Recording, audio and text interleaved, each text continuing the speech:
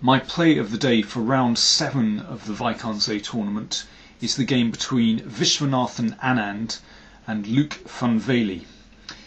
Let's crack through the game. E4 from Anand.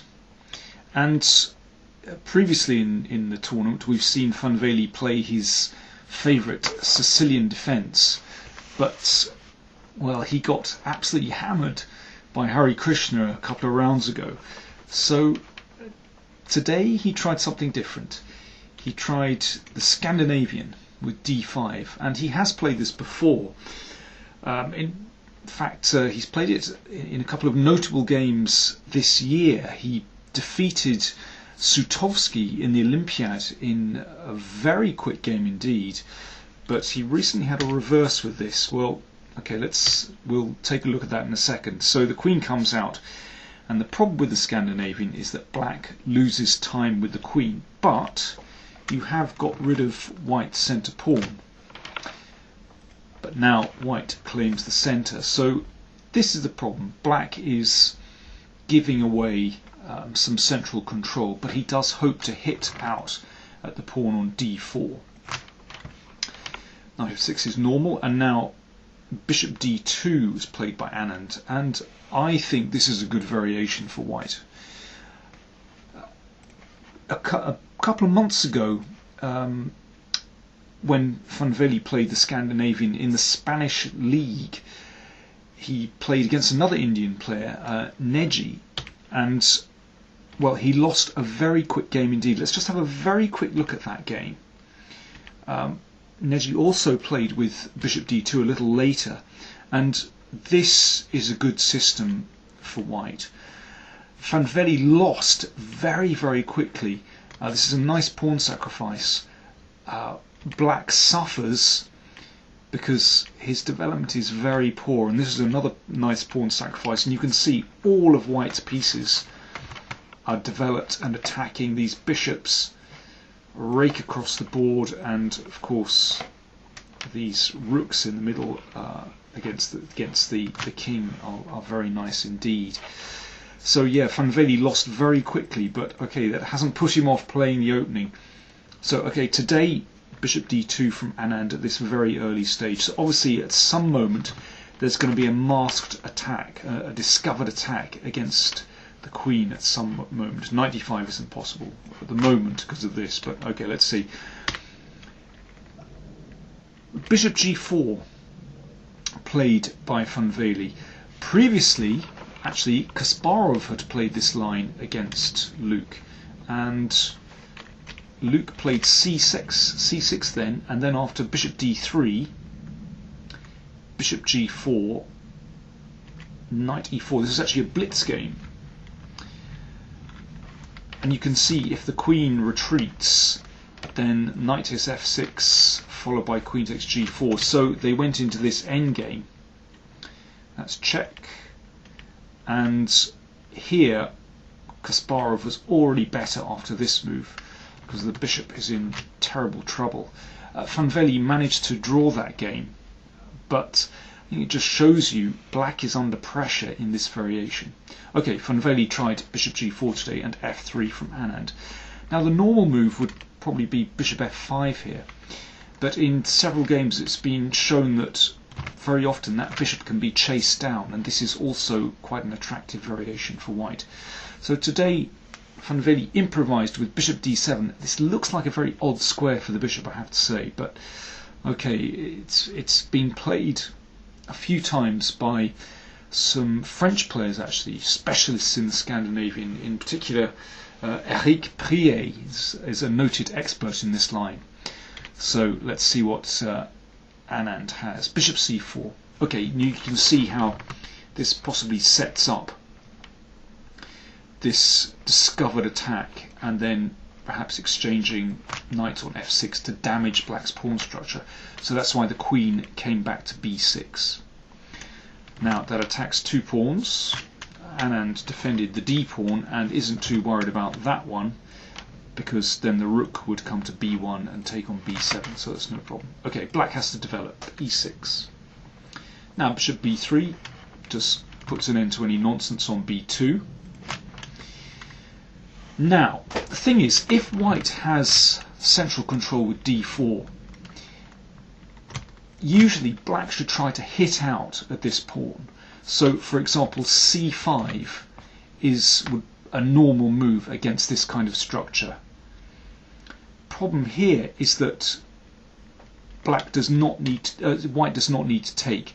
This would give black a very nice game. I mean, that's clear. White's king can't castle. But instead, white would pass with d5. And after this, you don't actually need to recapture. You can play knight f4, and you can see that a knight landing on d5, perhaps in combination with queen e2 check, would be very unpleasant for black. So this is black's problem. It's difficult to get in this break c5. So okay, Van Wely played knight c6 and now bishop e3. But of course, this is slightly unpleasant for the queen with the bishop opposite, and it's not easy to get in c5 with the knight blocking. Okay, Van Wely played knight a5. And now Anand castles. And now after the game, Anand mentioned that he thought that queen a6 was a better move here. But it seems to me that this manoeuvre that Anand played in the game, putting the knight on d3, just preventing these breaks, also gives white the advantage. But anyway, Van Wely took, and after this, Anand thought he had a very pleasant position. This is a really nice queenside pawn structure. These pawns work very well together. Also, half-open file can often be beneficial for white. Again, if c5, then I think d5 is a good move. If the pawn is taken, then I think somehow black's development is very poor here, and I think white is doing well. And if castle's queenside, then white can play queen e1, and black's king somehow looks very shaky on the queen side when this pawn has been advanced. And there's a semi-open a file as well. I think white must be better there. In practice, very difficult for black to play. So this freeing move c5 just doesn't work at the moment. So Van Wely developed bishop e7, now knight f4, rook e1. Okay, so now the bishop is defended, so there are always going to be possibilities to attack with d5, setting up an attack against the queen. So black has to be careful here. Now at the moment d5 isn't working because of that can be blocked with bishop c5, but it's in the air. After knight d3, then d5 does become a possibility. And knight d3 I really like. Again, it's about preventing this break with c5 and also stopping e5 as well. That knight does a superb job on d3 controlling these squares. So now it's about time the queen should move to get out of the line of the bishop. Okay, now bishop f2. Okay, that's just increasing the pressure on the e-file. But white is in control here. Bishop c6 played, knight e4. So black takes, so now this is a beautiful pawn center. This is the problem with the Scandinavian. If black fails to break down white's center point on d4, then white has greater control of the center than black and can really start to dominate. And here Van Wely lashed out with f5. This is always the big problem when you have little space. Do you sit tight or do you try and break free? Well, sitting tight, I guess you could try b6. But staying passive, it's always a difficult decision. If you stay passive, you might get rolled off the board. So, white could try c4 and then advance with d5. This is a possibility. Or you could play c3 just to hold d4 and then play b4. That's also possible. Or maybe you could start attacking on the king side straight away with queen g4. So this is worrying for black. So I can understand why Luke decided to lash out, but unfortunately in this position it just creates some terrible weaknesses down the e-file. Actually, this looks very nasty. c4, good move, threatening d5. For example, b6, and if the bishop drops back here, then queen f3, perhaps followed by knight f4 into e6. This looks very nasty. So Van Wely played bishop e4, but now knight c5 is very strong indeed, hitting the bishop. In fact, Van Wely said after the game that he'd simply overlooked that in this position white has queen b1 and the e-pawn falls. So we reach an endgame where white is a clear pawn up. Anand's technique from this moment was impeccable.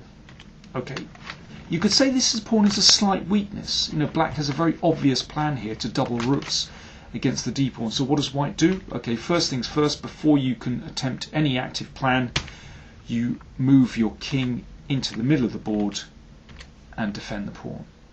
And that gives your other pieces freedom to attack elsewhere. Okay, so white is solid in the center. White is beautifully coordinated. Okay, so black comes out, and now Anand finds a very nice plan. Okay, these pins are a little bit unpleasant, so the king comes out. Okay, b4, that stops any nonsense with c5, possible pins here. And now h3. Anand hits upon an excellent plan. He was also moving extremely quickly in this endgame, putting pressure on Van Wely. This is good plan. I mean, black can only wait here. And now g4. And black's position collapses very quickly indeed. Well, rook f8 is a straight blunder. We'll look at that in a second. But instead, if black were to play king h7, for example, then the g-pawn advances. Okay, pawn is threatened on b4, so let's play c5. That also takes away the d6 square. White's plan is simply to advance the g-pawn. You can see if the pawn gets to g6, then the rooks can just switch to the h-file, and the king is, well, is in a mating net actually. So if black plays g6, then we're just going to take the g-pawn. If rook g7, for example, then we switch round, check, the king has to hold on to the g-pawn, and pawn drops like this. There are other variations, but in all cases white wins a second pawn, and that will be an easy win. So advancing the g-pawn is very strong indeed. Van Wely played rook f8, but after g5 white wins material, because if the bishop retreats to e7 to cover the rook, then there's a simple tactic. Rook takes, and if rook takes rook, rook takes f8 wins. Van Wely tried bishop takes d4, but this loses to rook e6 check. By the way, if the bishop is taken, then rook takes rook. And if rook takes rook here, then bishop c5 check picks up the rook. But this is the trick. After rook e6 check, black is completely lost, because if king h7, then we check, and then we take the bishop, because you've managed to get out of this threat here. Or if bishop f6, then the king retreats, and this bishop is in trouble. Black can't escape, well, one of the pins, and the bishop is still pinned here. So black loses a piece by force. Very smooth technique from Anand there. You know, he played this ending so quickly, and I think we're seeing a return to the good old days when Anand was playing with great fluency. So after 7 rounds, we've passed the halfway mark in the tournament, and Anand is back in the lead, joint with Magnus Carlsen, who only managed to draw today. So, thanks very much for watching, and more play of the day coming up tomorrow and for the next rounds. Thanks. Bye.